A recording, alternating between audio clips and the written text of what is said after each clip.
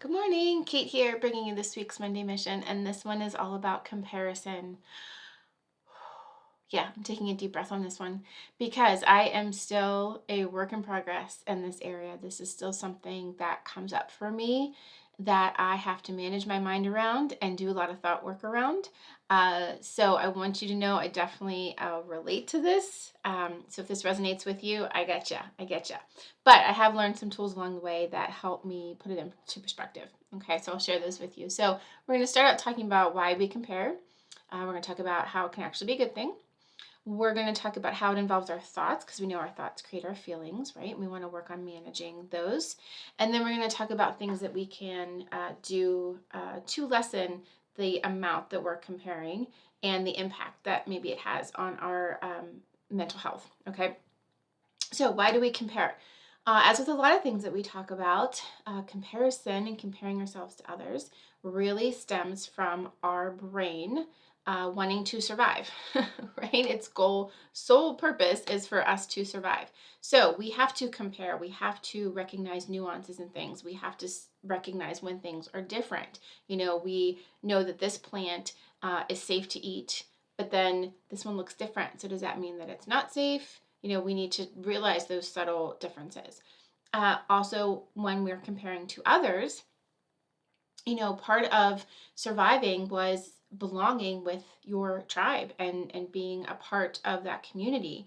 And if you were different in any way, or definitely different to the extent that they thought that it was hurting the tribe, and you would be on your own, you're not going to be surviving that. So, had that awareness to compare. How are we measuring up with everybody else? Are we doing what everybody else is doing to make this whole tribe and community work, so that we're not left alone? So that's why we do it.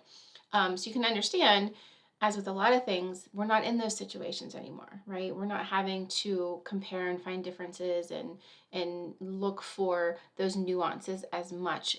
Definitely not for survival, but our brain still does it, right? And so what we do is we create stories around what those differences mean, and we attach meaning to it, and we attach emotion to it, and then that's when we can spiral, and it can have that negative impact on us.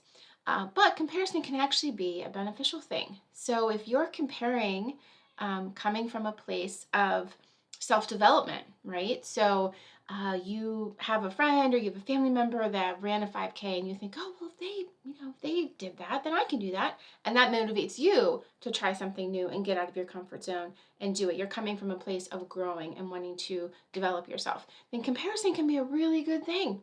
It could be motivating, right? So if somebody else maybe does something a little bit better or faster or different than you did it, and you're really impressed by it, you're motivated to try and do it at the level that they did it, right? You're coming from that place of motivation. That's when it can actually be beneficial, right? But when we get into comparison, where it's coming from that place of shame and self doubt and lack of self worth and all those should statements, I should be doing what they do, I should be doing that, that's when it's going to impact our mental health. So if you think about comparison and what it does when it kind of goes down that negative spiral, it starts with that thought, which becomes a belief. So a belief is just a thought that has been thought over and over and over again, right? Creates that sledding hill in the brain. And the thought is that then becomes a belief that there's a clear winner. There's always a winner and a loser. There's always the best and whatever else there is, right? So when we come from that mindset, that's where it can get really defeating. Her body looks better than mine. She's winning, right? She's happier. We kind of make the story around that. Without really knowing what's truly going on with that person, but we create this story around it. Well, because she is thinner than us, then she is happier, she's healthier, she has better relationships, she has more money, she has, we make this whole story that means everything. Her kids are well behaved or better behaved than yours, or your children wouldn't behave like they are. They're just so well behaved. You are then creating the story around that she's a better mom than you, right? Or she has this magic way of dealing with kids that you don't know about because she's better. She's a winner, you're a loser. My husband complimented, or her husband complimented her. Mine doesn't do that. That must mean they have a better relationship. She's a better wife.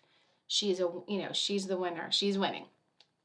So when you come from that mindset, almost that scarcity mindset, as if, not everyone can meet that standard, right? There's this unrealistic standard out there.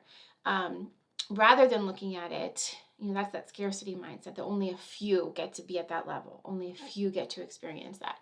Rather than the mindset of there just being different ways of experiencing that. So, if you think about body image and comparing yourself to others, I always remember, I forget who mentioned it, but someone made the comparison that how funny it is that we don't do that about dogs, right? So we don't tell a wiener dog to start building muscle so it can look like a pit bull, right?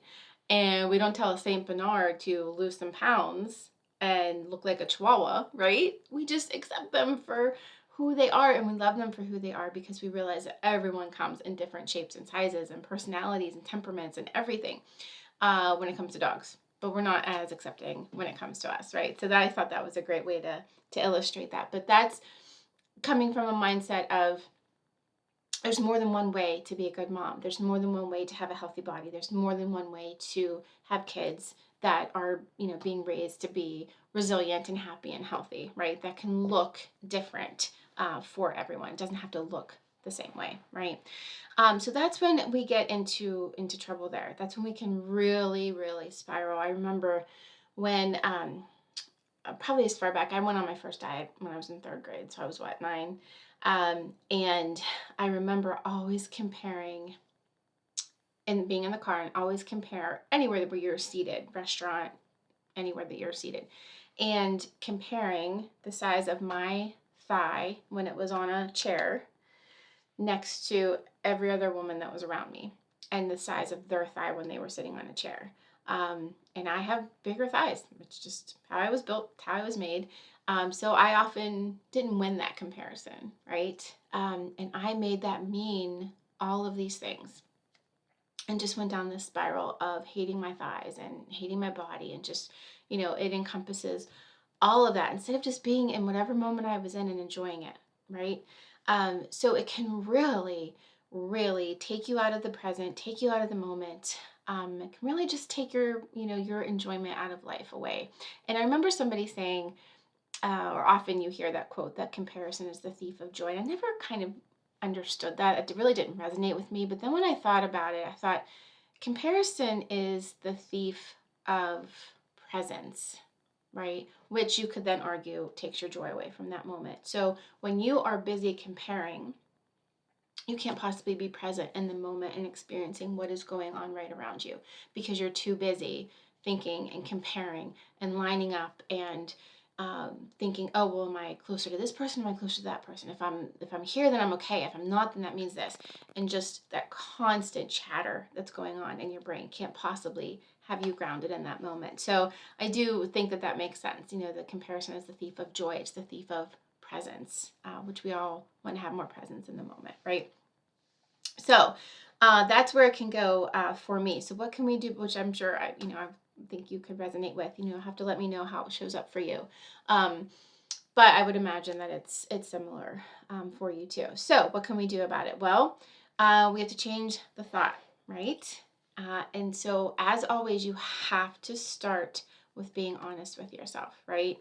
And really dig deep. Okay, so the thought comes up, you compare yourself to someone else. Let's say that you see someone and they have a nicer house than you, right? Maybe it's cleaner, maybe it's just decorated nicer, and you need to say then, so what? Okay, they have a nicer house. So what? And then finish that sentence. Actually answer that sentence for yourself. So what? What does that mean? Well, that means that she has more money, or she's not as lazy as I am. When I get home from work, she must clean as soon as she gets home, and she is, see what comes up for you, right? We know it doesn't make her more worthy, right? Because worthiness does not come from a clean house or a big house or a nicely decorated house.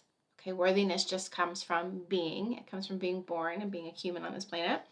So we know it's not that, right? So what is it? What's coming up for you? Why, or what happens when you finish that sentence, when you say, so what? Her thighs are thinner than mine. Okay, so what? What does that mean, right? Her husband complimented her. So what? That was nice. That was nice of him to do that. Okay, right? So you have to ask and dig deep down, because what comes up for you? What story have you created around it? And then you want to challenge the thought. Okay, well, her house is nicer. Her house is cleaner. Her house is decorated nicer. All right, well, does she have help? Right? Are they more in debt because they bought all these things for this house? Right? It helps you figure out what your values are. Okay, so if in order for you to have a similar house, your family would have to take on more debt, and that's not something that you want to do for your family, then that goes against your value. You're coming from that place, right? You don't want to go against that value of yours. But always think, what are the alternative thoughts that you can choose, okay? Or you can try to understand. And instead of trying or letting it make this huge meaning, this huge story around it, and use it as data. Do you really want her house? Or just is the way that it's decorated and things are picked up and kind of tidy and put away, does that feel cozy to you? And when you really think about it, you wish that there was a place in your house that was a little bit more cozy, that the family could kind of get together and maybe be more connected. Okay, now we're getting somewhere, right? We go from comparing my house to hers and beating myself up for it to, you know what, I think I'm really missing family time and connection. The kids are older, they want to watch different things now than us, or they want to be talking to their friends, or maybe I'm just missing what can we do to have more connection time. So now we're getting to what that real need is that you're trying to fulfill, but you're making up this story over here and just beating yourself up for it. Okay, so be honest with yourself, answer the tough questions, and that's going to help you really get to the root of it, the why underneath the why. Okay, so it helps you know your values and expectations. And, like we've talked about in so many videos, what does it mean for you to be a good mom? Okay, maybe that means to parent differently, right? That's okay. There isn't a scarcity mindset. There's not one way to be a great mom. Not one way. There's a million ways to be a great mom. And you need to figure out what that is for you. Okay. All right. So our mission, this is your mission. Limit your social media time. It's a two-part mission. Limit social media time. Really take an honest look. Your phone tracks it for you, okay? And I'm only saying this because if you find your mood is being impacted by it, then take a step back and lessen the time that you're on social media. That is the biggest place where we get into comparison mode, right? Second part of the challenge is to unfollow accounts that don't inspire you, okay? I had to do this with a trainer on Beachbody that I loved. I did her workouts but there was just something about it. I just would compare myself to her, and it just wasn't inspiring. I wasn't getting anything out of it. So I unfollowed the account, right? So ask yourself why you really follow the account. Is it really for helpful tips or, inspiration or whatever it is? Then okay, keep it. But if you find yourself every time you see it, just, oh man, God, I wish I looked like that. Gosh, I wish I had that. How does she get all this done? How does she blog and, have this gorgeous family and have this beautiful kitchen and it's clean all the time? And if she's not helping you, or the account's not helping you, the content's not helping you, unfollow. So, two-part mission: reduce your social media time, even if that just means you take a look at how much you're actually spending, because you may not even know, right? And then unfollow accounts is the second part, that don't inspire you and just bring you joy, right? Comparison is the thief of joy. It's the thief of being present in the moment. All right, so that's your mission. Should you choose to accept it, as always, share with me what comes up for you this week, and we'll talk soon. Bye.